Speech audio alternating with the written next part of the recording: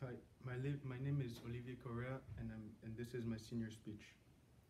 Like Charles Darwin said, it is not the strongest of the species that survives, not the most intelligent that survive. It is the one that is the most adaptable to change. This quote summarizes my experience of leaving home to the States since I had to adapt to a new lifestyle and culture to survive. In this essay, I will talk about how hard it was for me to leave home, how my new life was so different, and how I adapted. I lived all my life in Montreal, and because of that, I became very attached to the place itself, and I think of it as home. I lived in a neighborhood not far from downtown, and I spent my childhood outside, in the park in front of my house.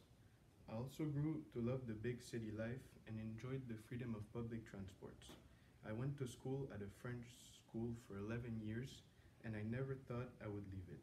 I thought I would pass my bac français with all my friends and go on to the University of Montreal. But the day came where I was confronted to a choice, which was to leave to the States and have to start from zero in a new culture, language, and knowing no one, but getting closer to my dream of playing professional soccer. The other choice was to stay home in Montreal with my family in the city I love, with my friends, but probably making my dream more distant. In the end, I made the difficult choice to leave. I was born in Florida and already went there before, but I still felt like a stranger.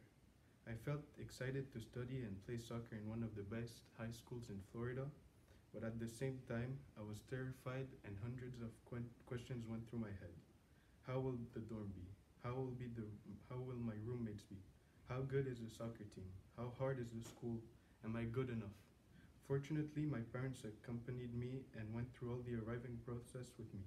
A day later, however, I was alone with two roommates that I knew nothing about except for their names, their grades, and their nationality. Also, I had to learn how to live on a campus, which was hard for me. A kid that loves the city life, that was used to take the subway and the bus, walking through downtown every day. Fortunately for me, although I didn't speak English very good, I knew Spanish perfectly and it helped me to adapt, since most of my teammates and classmates spoke Spanish too. Thanks to that, I made friends pretty quickly and felt less alone. However, living on the campus felt boring to me because what I liked was the city, the freedom. Fortunately, I finished by loving it because it helped me to stay focused on my work and my studies and on my sport. Also, the fact that I was alone helped me to become more disciplined and mature since I chose what I ate and I did my own laundry and cleaning.